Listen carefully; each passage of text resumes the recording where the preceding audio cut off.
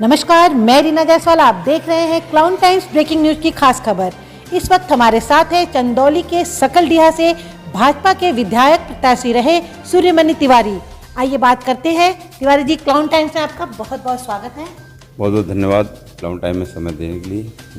नेताजी, 2024 के लोकसभा चुनाव में पीएम को जिताने के लिए आपकी क्या तैयारी है?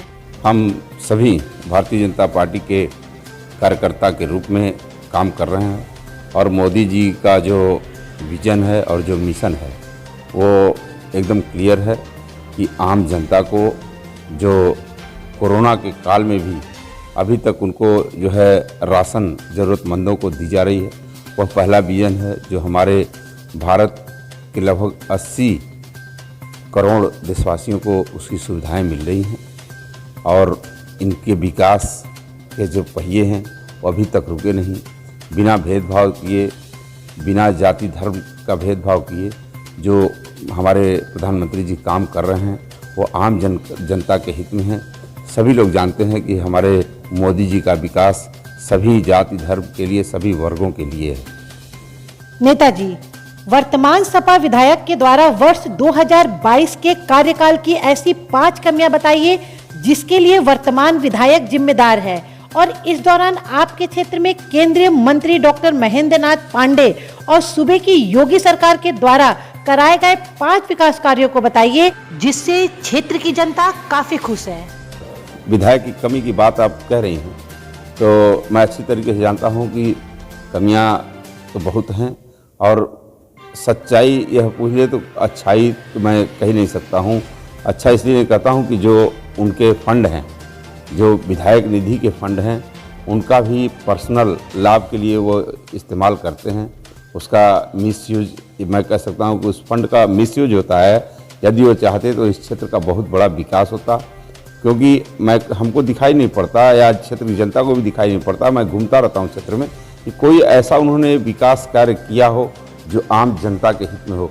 कोई एक ऐसा बड़ा काम उन्होंने किया, दूसरी बार इस बार लगातार दूसरी बार भी विधायक हैं, लेकिन कोई ऐसा कार्य उन्होंने नहीं किया कि मैं 5 काम गिनाऊँ। काम उनके कोई ऐसे कार्य नहीं है जो उन्होंने अच्छा किया हो। ये सारी कमियां हैं।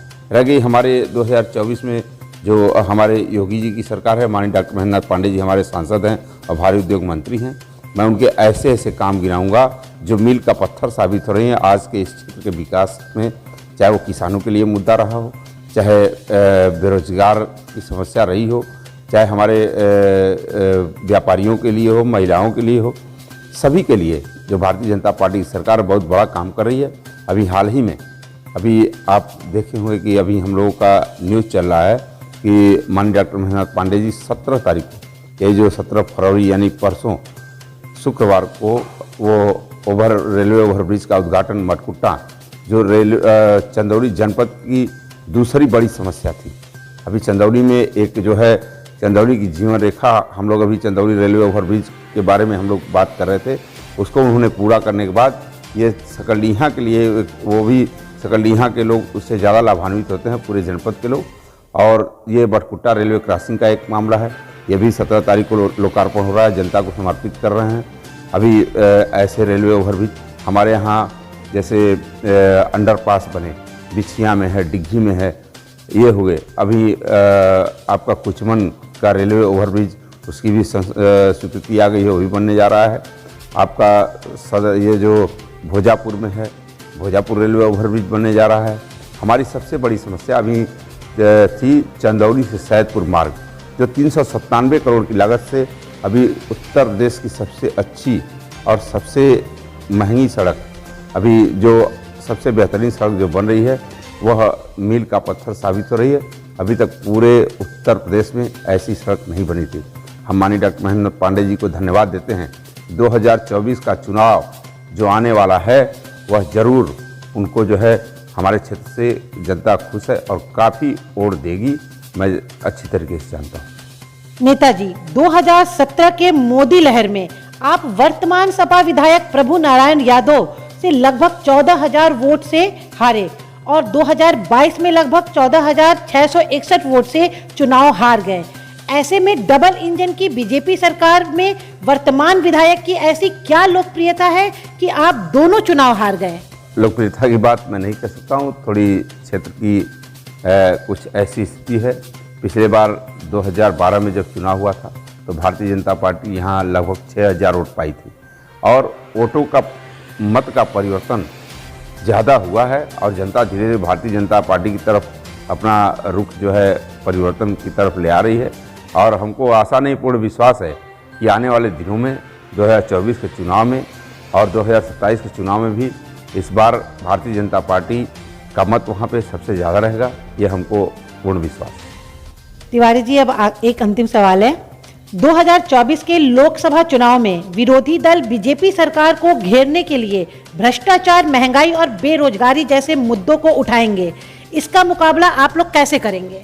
जहाँ तक महंगाई, बेरोजगारी और भ्रष्टाचार की बात करते हैं, हमारा देश आत्मनिर्भर की तरफ जा रहा है और मोदी जी का विजन है कि हम अपने देशवासियों को आत्मनिर्भर बनाएं और ऐसा दिखाई भी पड़ रहा है। अभी आपने देखा होगा कि अपने जो हमारा अभी बेंगलोर में एरोनॉटिक्स जो सेंटर है, वहाँ पे अपने देश का जो है एक विमान, जो वहाँ पे लगभग 70 देशों के लोग आए हुए थे, लेकिन अपने देश का जो विमान है हमारे इंडिया में जो है विमान एक्सपो के नाम से उसको हम लोग कह सकते हैं, विमान एक्सपो जो है लगा हुआ था और कभी ऐसा नहीं हुआ था। लेकिन मोदी जी के राज्य में, मोदी जी की सरकार जब से बनी है, भारतीय जनता पार्टी की सरकार बनी है केंद्र में, तब से एक नए कारनामे, यानी आत्मनिर्भर भारत, यानी जो टेक्नोलॉजी हम बाहर से मंगाते थे वो टेक्नोलॉजी खुद मैं अपने यहाँ उसको डेवलप करके हमारे मोदी जी उस पर लगे हुए हैं। हमारे नेतागण भी लगे, हमारे अधिकारी भी लगे हैं, हमारे वैज्ञानिक भी लगे हैं। तो ये बहुत बड़ी उपलब्धि है कि हमारा देश जो पहले विश्वगुरु था वह आज भी विश्वगुरु की श्रेणी में जा रहा है। एक नए भारत का निर्माण हमारा देश जो है नई रचना कर रहा है। आप देखेंगे कि G20 में भी हमारा देश बढ़ चढ़ के से हमारा ही देश यानी हमारे प्रधानमंत्री जी ही उसकी मुख्य भूमिका में थे। तो हम कैसे कह सकते हैं कि हमारा देश पीछे? बेरोजगारी की समस्या पुरानी समस्या है। बेरोजगारी दूर करने के लिए निरंतर प्रयास हो रहा है। बेरोजगारी दूर होगी, हम लोग अच्छी तरीके से जानते हैं। नेताजी, क्लाउन टाइम से बात करने के लिए आपका बहुत बहुत धन्यवाद। जी, बहुत बहुत धन्यवाद, आपने हमको समय दिया।